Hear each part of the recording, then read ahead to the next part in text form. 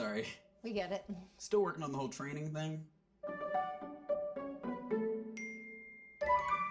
Thank you.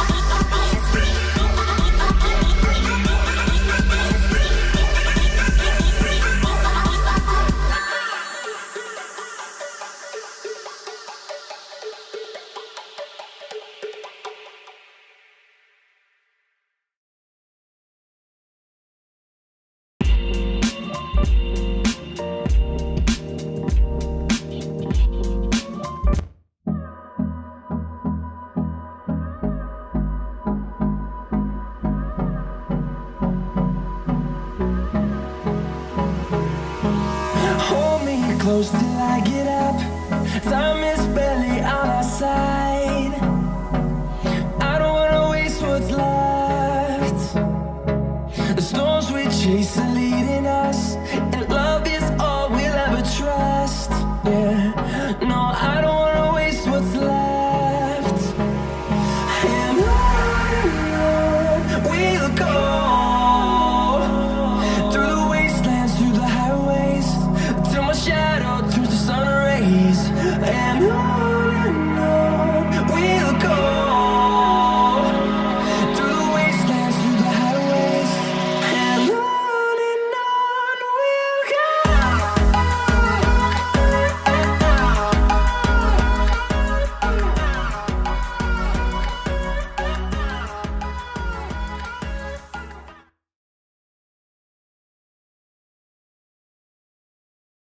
Hey everybody, how's it going? Thanks for joining the chat for a surprise late night stream about out-of-body experiences and how to have them. Yep, this is something that I've done numerous times in my past. I've gone out of body, several times in high school, is what I'm getting at. I used to have a certain sleep schedule that would basically I would go to sleep at about 3 or 4 in the morning, and I would wake up for about 6:30. So I was getting about 2 or 3 hours of sleep when I did this, and my routine involved getting up and keeping myself sort of asleep the whole time, all the way to school, all the way into the school desk, and then attempting to go back to sleep or practice, and then I would have these experiences. So I learned a lot, and then well, of course, I had somebody to tell me how to actually do it, and I tried to do it at home. It didn't work so much in my bed, but I found out that it was working really well in a sitting up position in school. So I learned a whole lot about this phenomena, and I'm here to share it tonight, here to talk about it. And I'm especially here to answer questions. I don't really just want to spend the whole live stream blabbing on about stuff. I'll even put my number out there if you want to do a call-in, if you don't feel like using your little fingers to type. Hopefully I draw some attention from the people in the spiritual realm, spiritual side of things, people looking into this sort of thing. If they're on YouTube and they're typing out of body, or if they're typing astral projection, hopefully they see this live stream, and they will if they sort it by live. So some of my current audience may see a brand new audience, so say hi to everybody. Don't start any craziness. I'm just kidding. Hi Cat's Eyes, hi Toto Cult, Sean G, who's probably washing his burls right about now, and he said he was going for a shower while he was going to listen to the broadcast. That's what you get for telling me that in chat, Sean. But anyway, we're going to get started. Let me kind of start with what I was first told about out-of-body experiences. Okay, I had a guy, now I was probably 16, and I met him on through a game that we played. We played an internet game, just a multiplayer game, and we played it, religiously every night. And one night he had he was having a tough night. He had just broke up with his girlfriend, and he was about to send her all of her letters back in a big envelope, and he was going to cut them up and shove them in a big envelope and send them back to her all cut up. It was just a real bad breakup, I guess. And I told the guy, and I didn't have a clue what I was really saying here when I said this, but I told the guy, hey man, you should calm down. You should meditate on this or something. And the guy tells me, I don't meditate, I astral project. So I was like, excuse me? You what? The guy told me, he could leave his body, he could do all these amazing things. He really made it sound amazing. Like he said, he could stop time and look at raindrops individually in the air and fly around them. And I thought that was just like some Matrix out of this world stuff. So I was like, yeah, okay, bro. Sure, buddy. How do you do that now? Mind giving me a little tutorial? Little how-to on that stuff, right? Well, he did, and this is what he told me. Okay, it took me 7 days to do it. Are you ready for this? Super easy. It might happen to you tonight. It might happen to you in a week. If you try it every day from now for 7 days, you'll be where I am, and you may have your first experience sooner or later. This is it. It's stuck in my head, so I'm going to tell you guys, and before I do, hold a little suspense. This is my cliffhanger. Let me read the chat. Any questions thus far? You guys ain't typing nothing in the chat tonight. So here it is. All right. You need to, well, I won't say that you have to be comfortable and be in your own bed and all this stuff, because the experiences, when I've gone out of body, I've gone out of body more in an uncomfortable wooden school desk in a noisy classroom style environment in my high school. Like this is like one of the worst places you would expect to have such a transformative, you know, experience, out of body experience or meditative experience. Well, I can tell you why. I'll elaborate into why that was a more conducive environment later. But this is what the guy told me to do. So you could lay down, or you could try this in your bed. And you know, I guess this is probably the only time it really worked for me in my bed. Okay, because I wasn't trying this sitting up anyway. So go lay down. When you go to sleep tonight, do this. Lay down, get comfortable. You know, normal routine. Just don't really change anything. Just make sure you're wearing maybe loose clothes, comfortable clothes. The temperature isn't too cold, too hot. Normal stuff, right? And count your breaths. And this is how you do it. You're going to breathe in and breathe out. And on your exhale, you're going to relax more and more. And you can start from your head down. So if you want to start relaxing all your, you know, maybe your upper neck muscles or your whatever face muscles and stuff like that first, you can breathe. And then on your exhale, you can like stretch your face muscles or your neck muscles or whatever. And exhale, you know, and then take your next, you know, but here's the thing, you have to count also every exhale. So you breathe in, you breathe out, relax, and count 1. Breathe in, breathe out, relax further down, count 2. Breathe in, breathe out, relax further down, maybe your shoulder muscles at this point, count 3. So for each exhale, you're counting higher and higher, and you're relaxing more and more. All right? That's the whole point. And what this does, okay, this is the key. It keeps your mind awake by counting your breaths.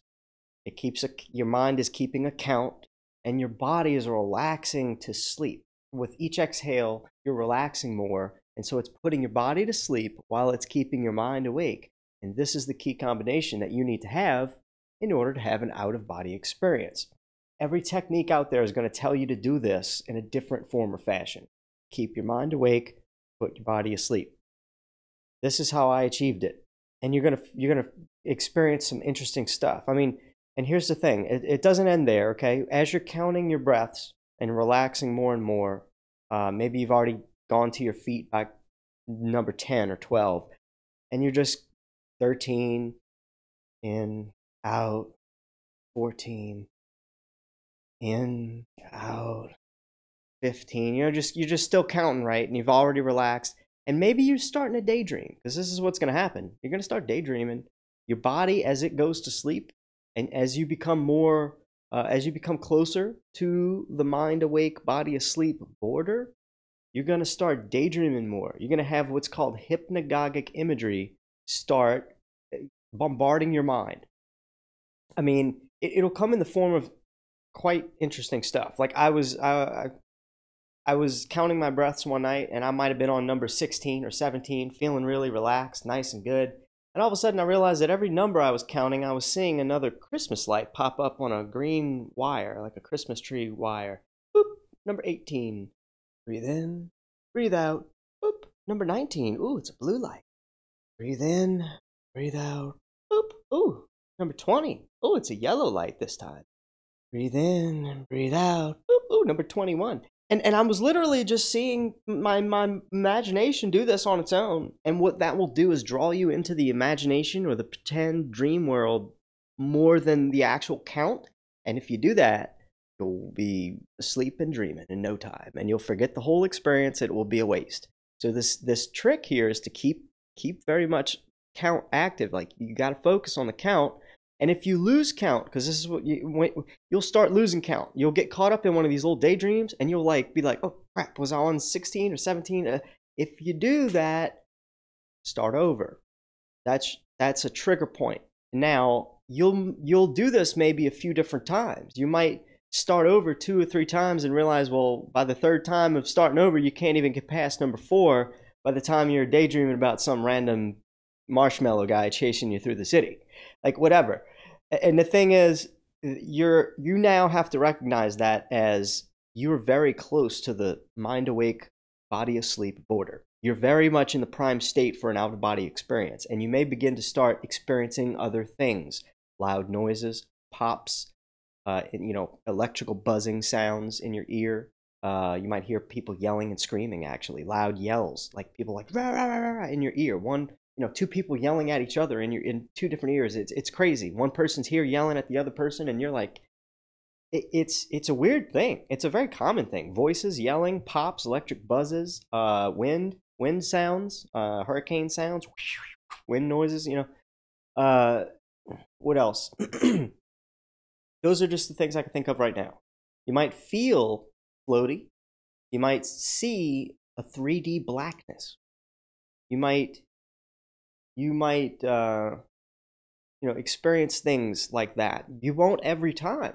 These are just some things you might experience at one particular time, or you might experience a few of these, and another time you might not. So these are just things to look out for. These are triggers. If you feel any of these things, hear any of these things, you are getting closer to the mind awake / body asleep border. And a lot of people condemn me for this kind of research. Like, this is what the guy told me, a friend of mine on the internet playing a video game. He told me how to do this. I did this. I had an experience I'll never forget, and I continued to do that. And I had more experiences I would never forget. It has nothing to do with contacting demons. It has nothing to do with Satan. It has nothing to do with Lucifer. It's nothing to do with that. So, a lot of people are like really, giving me a whole lot of crap about this, and I have no idea what the big deal is. If I tell you to do an exercise like this, you have to ask your gut. Does this sound like demon worship? Okay. No, it doesn't. So give it a shot. Do that. Do exactly what I said. When you start feeling these sensations, when you start feeling these weird things, start hearing these weird things, now you can begin to do an exit technique exercise. And there's thousands. Okay, here's one, for example. You start feeling those kind of things happen. What I like to do, what I find easy to do, is to imagine what my room looks like. So you can get a good visual of your room right before you go to bed. If you lay down in your room and you're on your pillow and you open your eyes and you just look around, see what your room looks like. Get a good picture. Hold that in your head. Close your eyes. Begin to do your breathing exercise. Like I said, count your breaths. Once you feel real crazy and floaty or whatever feelings you might start being like, oh, this isn't normal. Imagine what your room looks like. Just recall that memory of your room that you just took, before you did the exercise. And when you do that, see if you can hold that in your mind. See if you can really, redraw that image in your mind. And then if it happens to really become an easy thing to do, focus on something that you might have seen. Maybe there's a picture in the distance with some words on it, or I don't know, some plastic cup that you have somewhere in the room that you maybe there's some font, some text on it, and in your mind's eye, as you notice that in the visual, look harder at it. Try to focus on what the words are. Try to read it. Maybe it's blurry. Try to hone in on it. What that's gonna do, if it's the right time, it's gonna make a whole lot of other stuff happen. Okay, in my experiences, when it was time to do this, I was feeling these sensations, and I'm laying on my side. I began to picture my room, and I saw my room, like, with my eyes closed. It really looked like my room, and I was looking at the popcorn ceiling I had in the distance. This like textured ceiling. It's just a white, really plain. But I'm looking at this, and for some reason I'm like looking at the textured popcorn, like it was kind of glistening in the moonlight. Maybe something was making it sparkle. And I just kind of looked, tried to get a closer look, and I felt the vibration in the back of my neck. I felt the buzzing. I felt the tingling. I felt the movement. I felt all these things happen in this area. And then I instantly, like, I knew what was happening. It was like information download. I knew exactly what was going on. I was putting what I call astral pressure on my body at the right time. So when you're at the mind awake / body asleep border, all you have to do is put astral pressure on yourself. So all these techniques tell you how to do that. The technique I'm talking about, when you focus on something in the distance, it sucks you towards it. That's like a natural, like, mechanic of this out of body thing. If you want to fly out of body, you happen to be out of body, or if you happen to wake up in a dream and you want to fly, guess what? Look at something in the distance, try to hone in on it, you'll start getting sucked to it. That's how you fly.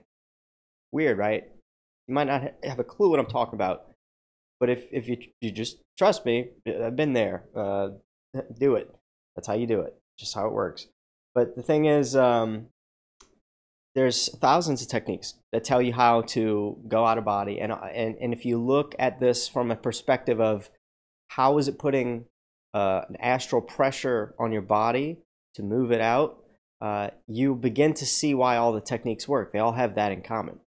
For example, the rocking chair technique, or the raft on a river technique, or the rollover out of your bed technique. All these things utilize a sort of false movement. For example, the raft technique is similar to the rollout technique, where you're laying on your bed and you imagine that all of a sudden you're on a raft, and you're floating down the river, and you start taking in all the smells, and you start seeing the butterflies maybe fly over your raft, and you're just taking all this in, the beautiful clouds. Now you notice the sky's blue, you notice the clouds are white and puffy, you smell the jungle, or the forest, or the pine needles, or whatever, or maybe just the raft, the cedar wood, or whatever, sandalwood that you're laying on it, and then you're taking all this, you're trying to paint the best picture you can.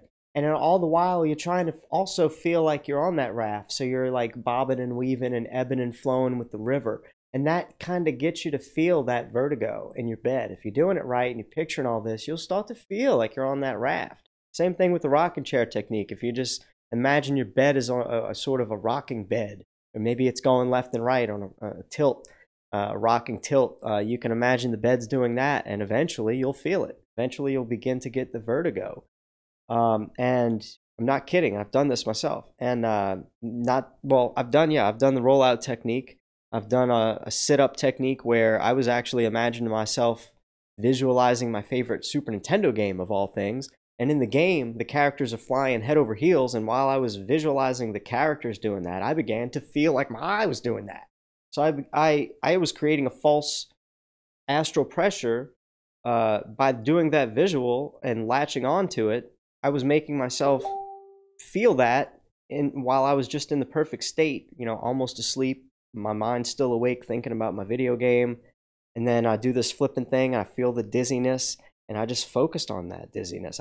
Same thing if you're doing the raft. If it feels like you're rocking, all of a sudden you've been doing the visual and you're doing the rocking bed thing, and oh man, it kind of feels like I'm rocking. Ooh, if you start feeling like that, go with it. Just hone in on it. And you'll start moving more and more. And so you just go with it. You go with it until you feel like, whoa, man, I'm feeling like, woo, maybe if I could just roll. If I roll too far, I might fall out the bed. That's what you're aiming for. Fall out the bed. Your ass ain't rolling.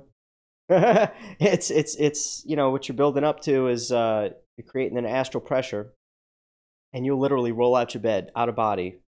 And it sounds bizarre, but this is stuff I've had experience with. I'm going to read the chat and see if anybody has any questions. Let's see.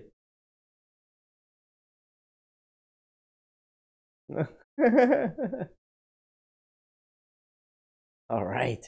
Google user, what's up? Method like I was feeling, what he said? A method I liked was feeling like you're inflating like a balloon with each inhale, then out, and you get bigger with each following inhale. Okay, so that's sort of like a body displacement sort of thing. And that is, let's say, maybe putting, again, sort of an astral pressure to move your consciousness out of your body. You're expelling, feeling maybe, let's see if I can get a better understanding. You're inflating like a balloon with each inhale, then exhale, and you get bigger with each following inhale. You're getting bigger and bigger and bigger and bigger. That, to me, makes me feel like I would be slowly rising a few inches at a time with each inhale. And that's sort of just like creating an astral pressure, getting yourself to move up and up and up, or displace yourself. So I could see how that just kind of falls right in. It's a great one. Yep. Wesley Stace, how you doing? You're still alive. Did you stop and start a new one? Yeah, Wesley. I just wanted to start talking about some things that I don't normally talk about, and out-of-body travel is one of them.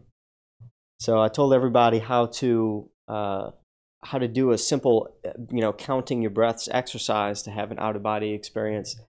Now I just want to talk about more of how I did this in school. With this exercise, I was going to bed at 4 in the morning sometimes and getting 2 hours of sleep. I'd wake up 6:30 in the morning, 4 a.m. to 6:30, and I'd wake up for, this was 9th grade, 10th grade. I would brush my teeth, and I would be, put on whatever shirt I might have found. I had one eye open the whole time, and I'd put on whatever pants I could find with one hand, and I would go to the bathroom and brush my teeth and like wet my hair and just whatever, and then I would get my books. I would just really keep myself really so almost sleeping still, and then I would just sit there on my sofa and listen. Like I would be almost going back to sleep and just listening for the bus, and I could hear this thing like 2 miles away.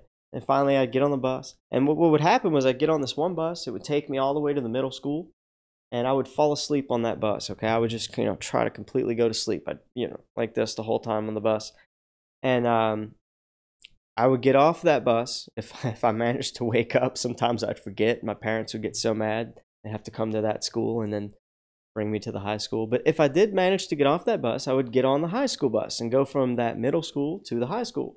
And again, I would sleep on that bus. So what was happening was the 2 hours of sleep that was really garbage sleep, then these little power nap bus rides, and then I would get off the high school bus when I finally made it to the high school, and I wouldn't be able to go in my classroom for about another 30 minutes. So, I had to stand outside a lot of times in the cold. I have a big, nice, warm coat on. I'd be standing out there like this, standing up, or maybe sitting down by the wall and just leaning back on the wall. And I'd finally get let into class, and I'd go straight to the desk, and I would sit like this. I'd have my palm facing up and my lips on my hand, and put my head down, and I'd be in a wooden desk. And I documented this exactly how it looks and exactly how it feels in my video, Astral Projection Tips and Tricks number 3 on my channel, The Hori Sheet Show on YouTube. And it's a wonderful animation. It really documents, it's awesome. It documents this entire thing I'm telling you, but it's just in a much more eloquent fashion. And so here I am doing that, trying to go back to sleep. And I would begin to feel that while I was like this, I would hear all my classmates come in, and they would sit down and they would start talking, and I was kind of paranoid. So like my mind was kind of half awake because I was scared that the teacher might come in and like send me to the office because I'm sleeping in his class. So I would always kind of feel like, oh, I'm on edge. But I was also listening to the students talk about whatever they were talking about. So I was interested in like eavesdropping, and so I'm doing that. And I'm really just trying to go to sleep, and I'm really interested in everything going around, and I'm really paranoid about the teacher. So finally the teacher comes in, and by the time he starts teaching and gets, to where he's saying open your books or whatever, I'm about at the point where I'm sleeping already. My body's sleeping. And what I would start feeling was this tingling in the back of my neck. And at the point where I feel this tingling, I instantly can start seeing through my eyelids. And what's interesting to note about this is that I wasn't always seeing exactly what was there. So I couldn't take all of this for 100% reality. It's not to be taken 100% as reality unless you really know what the hell you're doing, apparently. Now, I can get into that maybe a little bit later. But there were occasions where I would be able to stand up next to him, at least one time where he was talking about World War II in this particular instance. I remember it very vividly. Submarines and World War II, and I stood up next to him while he was teaching it, literally looking at the entire class while I was standing right next to him and just going, wow, this is freaking awesome. And I just had to do that and take it in, and I mean, I could, it's so vivid. I remember not, what everybody was wearing and stuff, but I just remember he had a wooden podium about yay high, and he was a tall guy. His name was Coach Bowie, and he was talking about World War II, and I made it a point to stand to his left and look at the class, and I looked at myself, and I was, you know, in the desk like this. It was so surreal. And then I woke myself back up, opened my eyes, looked around. Everything looked exactly like that. I had several experiences where I've gone out of body in that class. The guy talks about me too. He approached me one day. He goes, this is funny too. He goes, so you know, son, even if you passed every single thing I gave you, homework, assignment, test, everything, 100% from here on, you're still not going to pass my grade, my class, right? You know that, right? And I looked at him and I was like, I understand that, sir. Let me just tell you something. I am just not designed to be able to take in American history at 7:35 in the morning. On top of that, I'm also on a very, very spiritual journey. It's very important to me. And I'm not sleeping in your class. I'm leaving my body in your class. And I hope that you can respect that and allow me to continue what I'm doing. And I will take American history next semester. And the guy was like, he just looked at me and he was like, how can I come between that? And so he failed me promptly. And I had, you know, the free reins to explore this for a whole semester. And it was amazing. The guy still talks about me. I'm the guy that, quote unquote, left his body during his class. Even my nieces went to that school like 4 years later, and he still talks about me. And he was like, they're like, are you the guy that he talks about in the class? I'm like, yeah, I'm that guy. So I'm like a weird legend over there at that school from that. But, you know, this is a real thing. All right, and I thought it might, I didn't know if it was real. Let me address the chat, and I'll get to, you know, was it real or was it all dreams in just a second, so stay tuned. Exactly, you got it perfect, says Google user. Wesley Stace the Flat Earth says, okay, can you show me how to do an out-of-body experience and end up in the girls' locker room somewhere? LOL. Woo! Well, you can hit rewind and attempt to do that for yourself. But I would suggest not doing anything malicious, but maybe go out of body, and when you realize, oh my God, I'm out of body, and you see yourself there, instead of actually like going there physically to some girl's locker room, just create it. Intend that you are just creating your own image of whatever, and I create a super sexy supermodel and go bang it. It's like it's an experience all on its own. I've done that. It's incredible. I'll talk about that at a different time, but it's totally possible to create an astral entity and have astral sex. Not a big deal, really. Jamie Brown, how's it going? Geocentric Creationist, hey Adam, Hori, have you ever used it for purview measures? No, I haven't. I accidentally did twice. And I'll tell you that. Once I almost got the cops called on me. I'll tell you that real quick. I woke up in a dream. I was flying around my tree in my house, outside my house, and I realized, wow, I'm flying. Wow, I'm dreaming. So when you put that together, and you're like, well, okay, that means I'm out of body. And so I'm like, ooh, cool, I'm out of body. I don't even have to work for it. So what can I do? How can I prove it? I was all about proving the experiences every time. I wanted to validate them. Like, I'm really skeptical, you know? So I had just met this girl, just started working with this girl, Jennifer. She just happened to be living next door to me. And here I am in this dream. I said, oh, I work with Jennifer tomorrow. I'm going to go see what she's wearing right now. Totally forgetting that. I was, it was probably 2 or 3 in the morning. And I was dreaming in my bed. So my sunny daylight dream flying around the tree went from that to pitch black darkness, me standing right next to Jennifer in her bedroom, while she was wearing gray, stretchy spandex pants and a pink, shiny blanket curled up in a fetal position. Sorry, that's what I saw. Didn't mean to, but I pretty much got what I needed to see and said, oh, I should probably leave. So I woke up, went to work the next day, said, Jennifer, did you wear this to sleep last night? I mean, I put it a little better like that. I kind of gave a little bit of a preface. Like, yeah, I practiced this out-of-body stuff, yada, yada, woke up in a dream. I told her the whole spiel. And then I told her, did you happen to be wearing this, and this, and doing this? And she was like, let me tell you, the girl looked at me, didn't say a word, didn't have any words for it. I think the next thing she said was, I'm going to go take a smoke break. And that's when I got, like, shortly after that, I got a call from my girlfriend at the time. She was like, Jennifer really wants to call the cops on you because she thinks you're peeking in her windows at night. So she had like called my wife while she was at work. I was her boss. Okay. And like I said, I worked with her. I was the manager. So she was my employee that I hired. And she came in, like she befriended my wife. I mean, we were neighbors, all that, you know, and she really thought I was peeking in her window. So apparently, and did confirm later on, I got it 100% correct. Okay.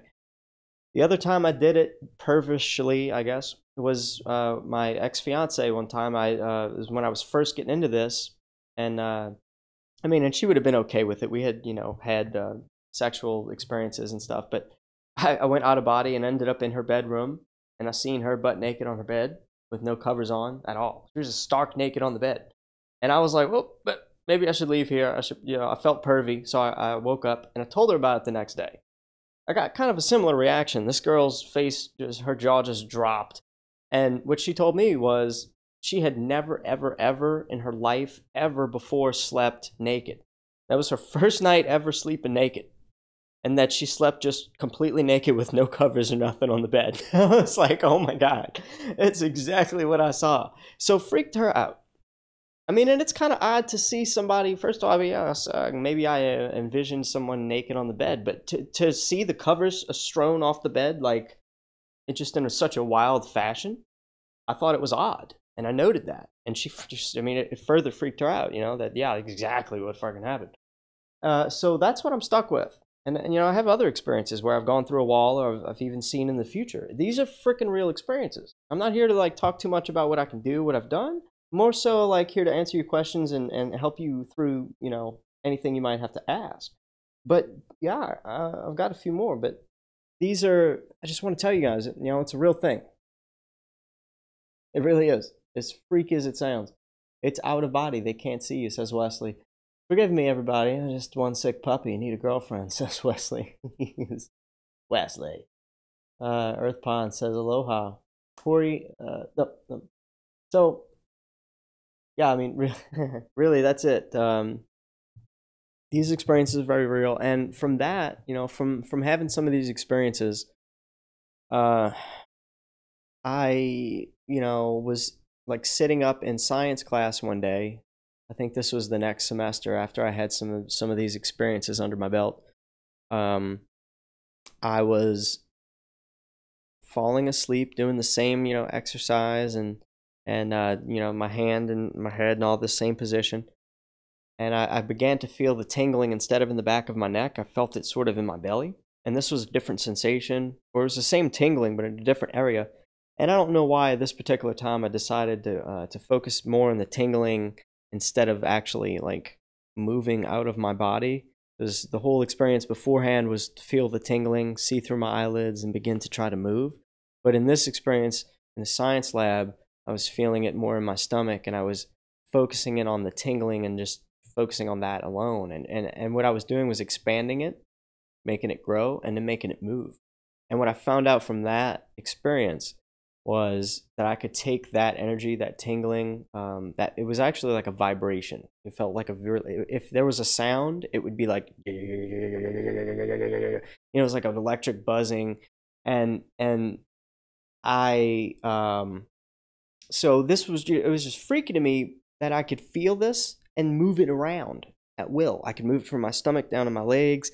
I could split it and make it go down both legs. I could do whatever I wanted with this weird tingling, buzzing, vibrating energy. So I looked this up on the internet like later on, and I found out, well, this might be my body's natural chi, or they had so many different names for it. Chi, Sai, Kai.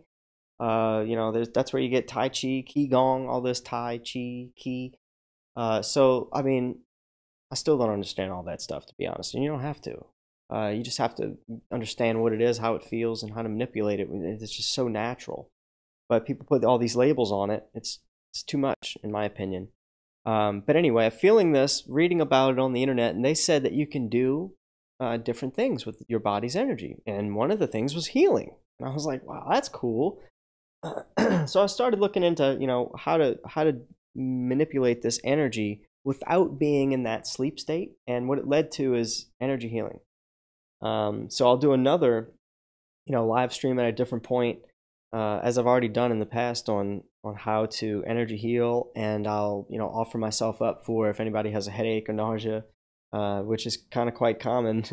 While I'm streaming, somebody in the chat's got some random pain. I'll even attempt to heal it, pull it right out. As weird as that sounds, I've done it on you now twice. I've done it just several times. You actually don't have to be next to the person. That's the weirdest thing about this. It's more of a permission-based thing. And I don't claim to know how this works. A lot of people say, oh, buy my book, pay for my secret course, pay for, like, I'm not doing any of this for money. I just, these are things that I learned very young and experimented with on a level like, okay, I was in high school, and, when you're in high school, you don't really care much about your reputation or what people really think of you. I didn't. I mean, maybe some people do. Okay, maybe you did. I get that. I didn't. I did not care. I still don't care what you think of me. I don't. But the thing is, in high school, same way. But that didn't mean I was a douche. In fact, a lot of people knew me and they liked me. And I kept to myself. I was really the most popular outcast. It's the best way I could put it. Hell, I was known as the guy that could fly. Okay, people like probably 40 to 50% of the whole school knew me as the guy that could fly, because I did these David Blaine magic tricks and really freaked people out. But the the thing was, they like, shit, where was I going with that?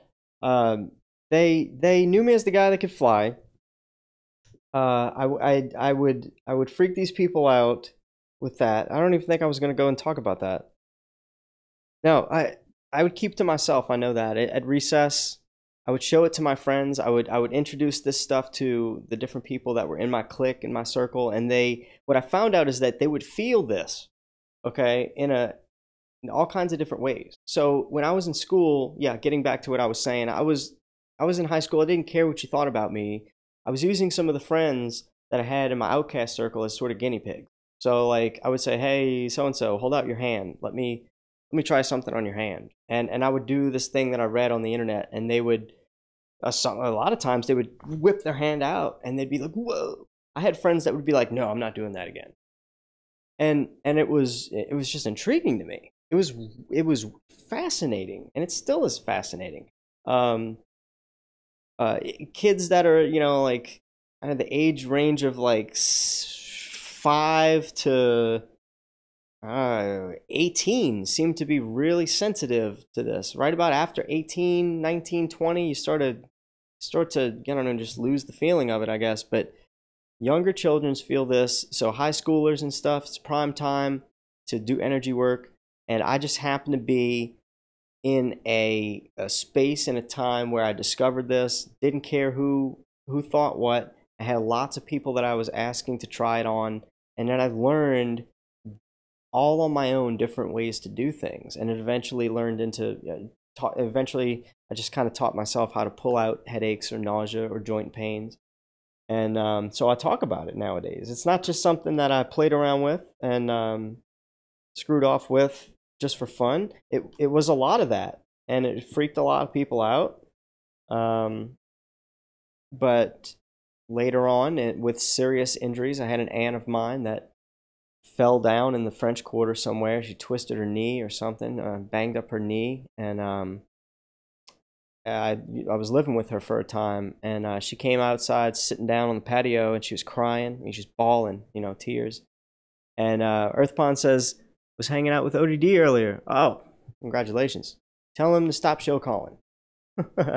Talk about so many conspiracies. Helena Phoenix, how's it going? I use it all the time now, Hori, because of what you told me. Cool. Helena Phoenix. Awesome. So you caught one of the previous live streams. That's incredible. I'm so happy. I'd love to hear you tell me about some of your experiences.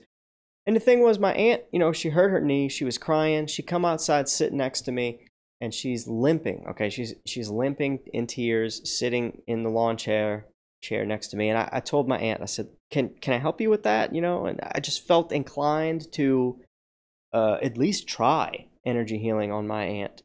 She knew what I was into, and she had heard me tell my stories here and there, but she never had a need for it. until this one night I brought it up to say, well, let me try it. And I didn't really know it was going to work to this degree, but let me tell you what happened. She, within I don't know, it couldn't have been more of a 3, 4, 5 minute session. I didn't even touch her knee. I didn't massage her leg or nothing like that. I didn't touch her at all. I might have came maybe an inch or two from her leg, pulled out the pain that I felt, and it, I can go on about what it feels like, but it just kind of feels tingly and buzzy and weird. And I yanked it out and I vacuumed it out, and I asked her how she felt. And within 3 minutes, she felt like the pain was gone, 100% gone. And she was really surprised about that, and she didn't even believe it. She didn't believe it so much so, she went inside, got her dog. Now, my aunt's not a big person. She's a small woman, kind of short. I'm pretty short, too. Not much taller than me. She gets this dog who's about bigger than both of us, okay? And the dog usually walks her. This is what I say a lot of times when I tell this story, and it's so true. So she goes to test her knee on, we're going to walk the dog. Comes back fine. Never had a problem with her knee since. Here's the kicker. She has had knee problems for the past year and a half. Had professional masseuse people working on her leg, trying to massage it. She had been getting money from the city to get these massages, to go to these therapists. She had a son that was dating a masseuse who would also, on her own accord, voluntarily massage my aunt's knee. What I'm saying is, like, that shit didn't work. But a 5-minute energy session, me not touching her, she still to this day will tell you the story, and she's fine. It ended that. And it blows my mind, It really blows my mind. Now, I can't say I can do that for everybody, but what am I left with? This is somebody that I know has stopped complaining about her knee. This was like a common thing. This was a really troubling thing, a health problem that everyone in the family knew that my aunt had. Now it's gone. So these are the things that I'm left with, and so this is why I talk about these crazy things. I don't want people to think I'm some frickin' Jesus. I'm not trying to sit here and tell you I'm the new frickin' Messiah. Well, I'm trying to tell you that we're all special. Okay, we're all gifted. We all have these abilities. We all can do this if you just want to, ask the right questions or go look into it yourself. Earth Pond says, talked about so many conspiracies. I use it all the time. Says Helen Phoenix. I've been gone too long. I've been forgotten. No, you're not forgotten. Right on, Hori. All right. But really, this is just me put myself out there in this stream. It's a special live stream. I'm gonna do a few of these. I'm gonna repeat this story on probably every one of them, just to introduce this information to people. And it changed my life. It got me thinking about reality in a completely different way. When I realized that this stuff is real. Like I said earlier, I put this to the test. I was really skeptical. So several times I would put out a deck of cards. I would shuffle a deck of cards and put one face up on my nightstand, and then I wouldn't look at it. I'd shuffle them and pick a random one and face it up, and I'd look away and go to sleep, and I'd try to leave my body and look at the card, and sometimes I'd go out of body. 5 times I can probably remember doing this. And all those times I had some weird experiences where I really couldn't control myself. But when I did manage to glimpse the card, it was never the correct card. So it really left me disheartened. But then again, I had these experiences where the girlfriend that slept naked, or the neighbor that almost called the cops on me, and then my dad, who was really skeptical about what I was into. This was the first time I ever walked through a wall when I was out of body. I ended up remember the same experience I was telling you about earlier with me visualizing my Super Nintendo game, the characters flipping over, head over heels, and I began to feel that same dizziness and vertigo. In that experience, I went out of body by basically forcing myself to a sitting position from the head over heels flipping visual that I was holding. I mean, this is all, you know, if you hold a visual that you're doing a tumble set while you're going to sleep, and you just keep freaking holding it and just, you know, like, I mean, if you're hardcore with it and keep holding that, you'll eventually just roll head over heels out of body. You just have no choice. You're going to create astral pressure on your body, but it's just not very entertaining to hold that sort of visual. But in what I was doing, you know, the characters in the video game did their little journey, and then they got to this point where they were shot out of a cannon and flipping in the air, and I was caught off guard when I was doing this exercise that told me to play your own favorite Super Nintendo game in your head, try to imagine it from start to finish, and he said, but at some point you'll realize that you're ready to go out of body, and I didn't really believe it. But so anyway, here it is, I'm visualizing my Super Nintendo game. They go in the cannons, the characters go in the cannon, they get shot out, they start flipping, boom, I start feeling myself flipping with them. And so here I am, I go out of body like that, and I'm sitting there going, wow, that worked. Holy crap. It worked so good that I said, let me go back in my body, wake up. So I did that, boom, back in my bed, I open my eyes, I look around, I say, wow, all right, I'm awake. I'll close my eyes, imagine the flipping, and immediately I imagined the flipping. I went right back into feeling the dizzy, vertigo, flipping feeling, and then bam, I sat straight up out of my body for the second time. Now at that point I said, I'm going to go ahead and celebrate now, because I was really trying to learn that to see if the technique would work. I was so eager to repeat the technique that I literally woke up to do it again, and it worked again. So now it was like victory, right? I'm celebrating now. So I said, what does it feel like to walk through a wall? So I touched my wall. It was a solid wall. It's pretty freaking solid. And how you doing, American Raider?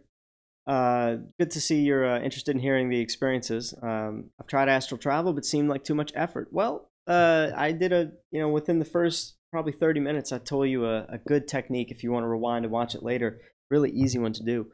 So anyway, in this experience, feeling the wall, it feels solid, and I'm asking myself, well, I'm telling myself, I know I'm out of body. I'm looking at the bed. There I am, laying on the body. I'm laying on the bed. My body's laying on the bed.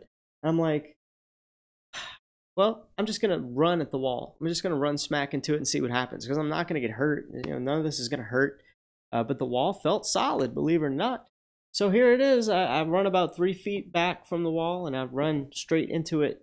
And what it feels like is those old, maybe you had a big CRT monitor or computer monitor in your school. When you click the button, it would go, it would static a little bit, and you can rub your hand on it, and you feel that fuzzy static, and then you can go shock somebody with that. You ever did that with your TV or your monitor back in the day?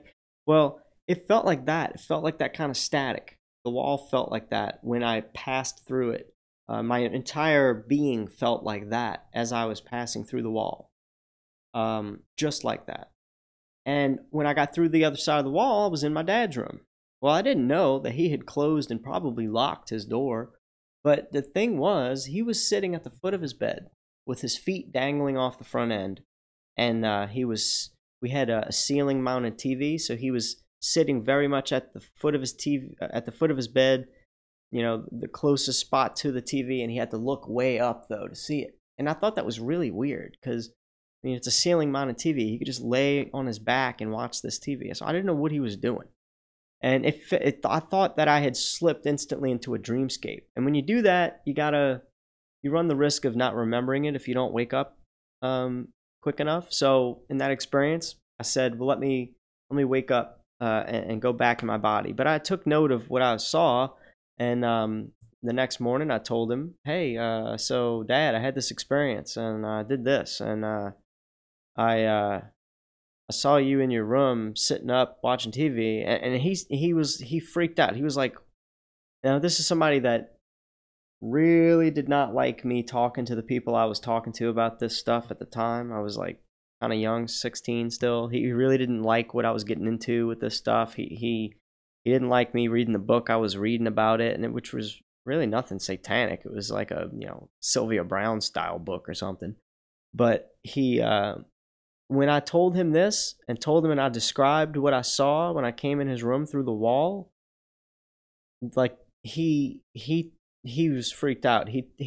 But he further commented on it and gave me what I would consider like further proof that it was real. For me, it was validation. He said, yeah, that's exactly how I was sitting on my bed. It's not common for me to sit like that, he said. And what did it for me was he said that he had his pillows behind him, propping his back up. And that, you know, like 3 or 4 pillows, and he was watching his TV like that. And that, when he said that, it was like an alarm went off in my head. I got goosebumps. I got so excited. I wanted to jump up and down because, yeah, I did see all these like pillows stacked up behind him, but I didn't mention that when I said he was sitting up at the foot of his bed watching TV. I just didn't mention the pillows. So when he completed that puzzle, I was like blown away, dude. Blown away. Solidified my belief in this phenomena right there. But every other subsequent experience, well, I guess not every other one. There's lots of them where I thought it was real and it turned out not to be. But when I was doing the card experiment, like those experiences. But when my experiences involved other people and what they were doing, so far it seems like I haven't been wrong telling somebody what I saw them doing. It's not always easy. So that's the thing. I had people say, "Oh, well, come visit me." Well, you know, it just doesn't work like that, really. It's not that easy, I guess. I'm a sleepy panda. Good night, Earth Pond. Wesley Stace says, I so have to try this. Yeah. Give it a shot. Count your breaths. You know, go to sleep tonight. Breathe in, breathe out, count 1. Breathe in, breathe out, count 2. If you forget you count, you just lose count, start over. When you can't get past number 4, number 5, or some low number, maybe number 10, whatever, 13. When you can't really get past a big number, then start imagining what your room looks like. Or maybe start imagining that your bed is a rocking chair and it's starting to rock you. Slowly rocking you, you know? Or maybe you can just imagine yourself being in a completely different place altogether and just try to hold that visual as long as you can. There's tons of things you can do. Some people imagine a rope has descended from the ceiling above them, and then they're grabbing it and climbing up the rope. At this point, you know, when you feel like you're counting and you can't, you know, you're losing count and stuff, and you start doing that exercise. Just start doing what they call the rope climbing exercise. So,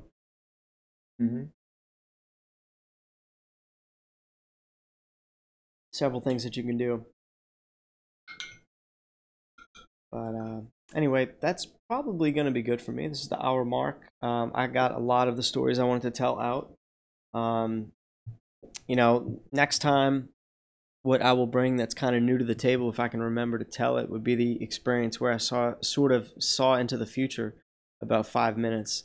And I'll share that one again. But I kind of told like the best ones here on this stream. And like I said, if you caught this one tonight, you're welcome to get some questions, write them down, and ask them on the next stream. I'll even take calls on the next stream, not tonight. But I'll try to repeat this. This will be like a broken record style of stream just to introduce it to everybody and offer myself for a question answer style podcast. All right. Very long-winded, but anyway, you know what I'm saying. This is just my way of putting myself out there so you guys can ask questions. Hey Ace, how's it going? You missed it, Ace. I love to soul travel, says Ace. Awesome. Yeah, we've been talking about that, brother man. But that's, well, you know, oh man, these little love bugs, dude. I don't know what it is. I live with these love bugs year round. Throughout the winter, because I keep my room so warm, they breed in my room and up in the ceiling and the cracks. This is like it's like a studio here. And all year long, they live in here. I got to get the exterminator soon to just kill these love bugs. It sounds terrible, right? But they're a nuisance. All right, guys. If you have any questions, ask them now. And I'll take one more sip of water, and then I'm going to head off probably to bed. I don't know. I told my mom to come join my live stream, but I think my mom flaked out on me, guys. Let me see. Oh, she says she can't ask questions. It's because you need to have a YouTube account, Mom.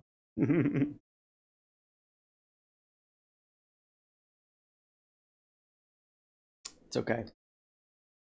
That's all right. My mom, she's a little technically challenged, but it's okay. I love her anyway. No, don't worry about it. Maybe my mom can do a call in one night. That should be fun. Damn, it's late, says Ace McLeod. I'm good too, but I'm working. Wish I was in bed. Sorry. Alright, guys. Yeah, I could get to the vibration state, says American Raider. I'd push somewhat after that, but anxiety usually got me to stop. Well, were you, hey, The Rig, how's it going?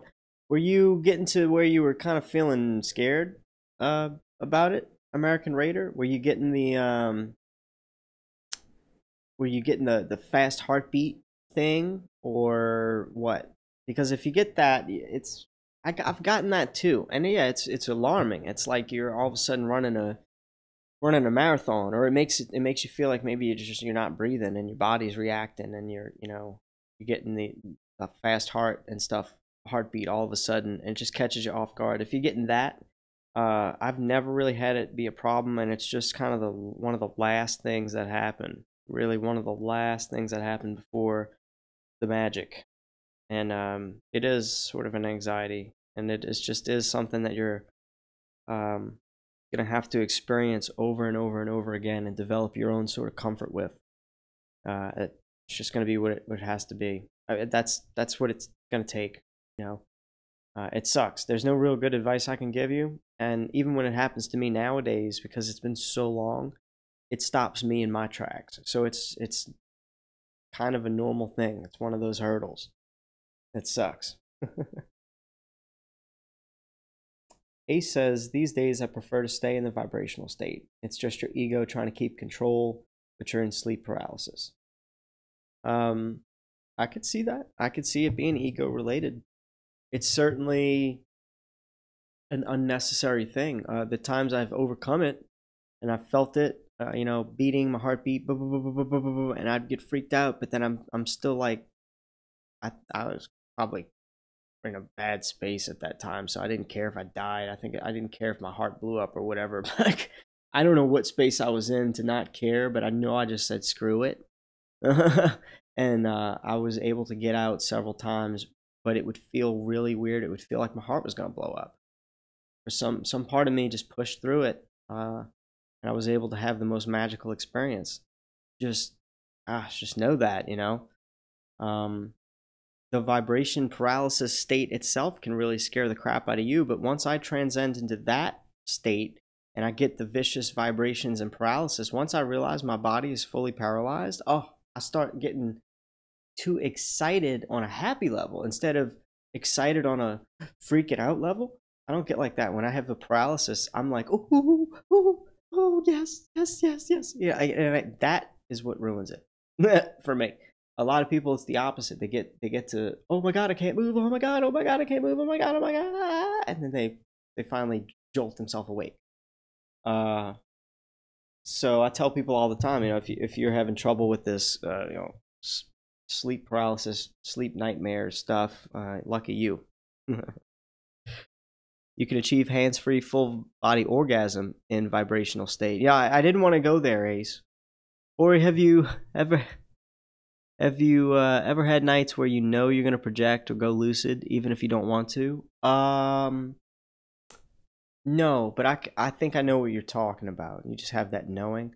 But on what you said about, being able to actually have an orgasm from that state, well, I was going to say earlier, one of the techniques that I discovered on my own, I guess because I'm just a perv, and I was in high school and experimenting.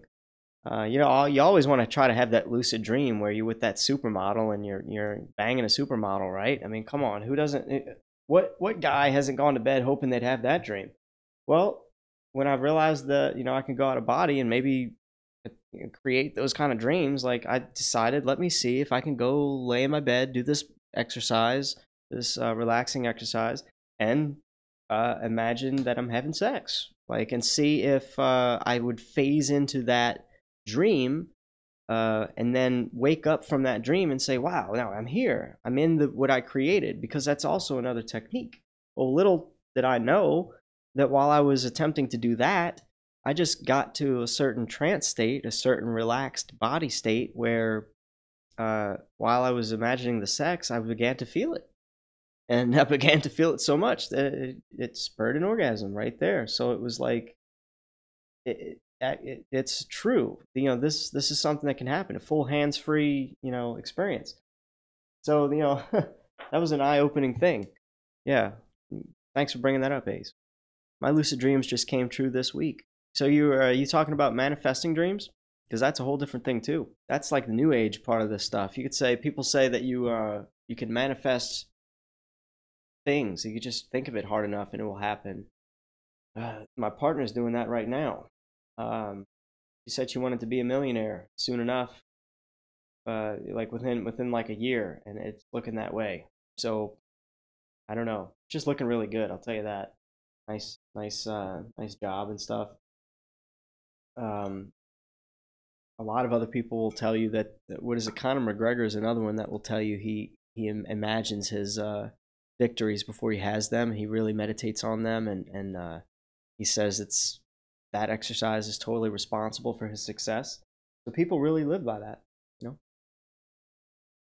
Ace McLeod says, sorta, just fun things from dreams have popped into real life, what you were hinting at a minute ago. Yeah, and also there's experiences where I've had dreams and woken up and seen those dreams throughout that day. And it, like, I'll dream about a silver cat, and you know, in my dream I'm like amazed that this cat was so cool looking. It was like the first time I ever seen a really smoky gray looking cat before in this dream, and I thought it was amazing. And then I woke up. This is a true story. You know, I woke up from that dream, and a neighbor of mine had just a new kitten, and she's like, "Hey, come see my new kitten!" And it was the same smoky colored gray cat that I saw in my dream. It just was a kitten instead of a full-grown cat. But I was taking note that this wonderful silvery, smoky gray colored cat in my dreams was the first time I'd ever seen one like that. And then here she comes with that kind of same colored cat. It just blew me away. Premonitions. And I think that was a twofer. I had that dream the same night I had the blue dump truck dream. I saw a dump truck emptying a whole load of crap in somebody's apartment window. And I didn't quite understand that until I was walking back to my apartment complex. I saw a dump truck outside of the apartment window. It wasn't dumping anything, but it was a blue dump truck outside the apartment complex window. It looked exactly like my scene, except it wasn't vandalizing the property. But yeah, premonitions, that's a real thing too. They can apparently happen on their own, and just be vague images that you might actually, you know, experience that next day, or for the next 2-3 days in my case sometimes. Or you can go out of body and see the future. You know, I'll tell that one another time. Have you ever tried dream herbs? There's several different kinds, says Geocentric Love. They induce powerful lucid dream states. No, I haven't. I've heard of several things that would induce dream states. And you know, my memory fails me right now because I don't get into that kind of stuff. I probably should, but if I was more into having these experiences these days, I would probably take that route, to be honest. There's a few things I would just do cold. I would have to go cold turkey with in order to have out-of-body experiences again, and I'm just not ready to stop drinking and stuff right now.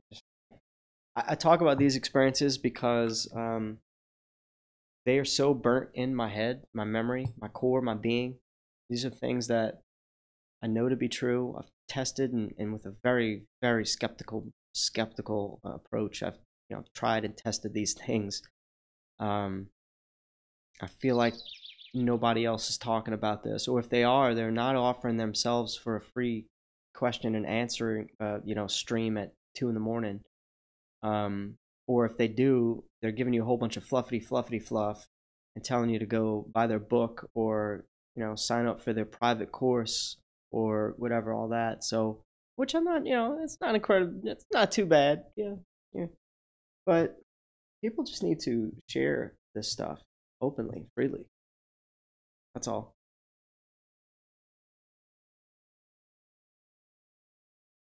All right, guys. There's no more questions. I'm gonna hop off here. I got a couple of emails coming through from Fiverr, probably from some of the buyer requests I put out. So I'm gonna get to that and do some business before bedtime. Thanks for stopping in, Ace McLeod, Jamie Brown, Geocentric Love, Wesley Stace in the Flat Earth News Talk. Hey, thanks for calling in that night, man. The Rig, thanks for showing up. Dustin Lederhall, Lerdall. Sorry if I butchered that. I always butcher names, you guys. Thanks, buddy. Good work. I appreciate the support, man. Infinite Loops, American Raider, Helena Phoenix. Thanks for the support, everybody. And yeah, I'm gonna do another. You know, like I said, I'm gonna do these a couple more times. So if you have questions, if you try any of the stuff I told you, and you come to a point where you're like, wow, you know, I feel this or this, but I don't know what that means. Write it down. Ask me next time. I'll tell you. I've helped a lot of people get past their hurdles when it comes to trying to have an out-of-body experience. I used to do this on astralpulse.com back in the day. Astral Pulse is a place you can go register on their forum and just ask questions all day if you don't want to ask me or if you don't want to get in touch with me. But I encourage you to ask the questions you have in the comments below. I'll take those. I will answer them on the next stream. And yeah, sub, ring the bell, you know, all that good stuff. And I'm here to wake people up. Who's with me? Y'all have a good night. Much love. Bye, Mom. Good night, Mom.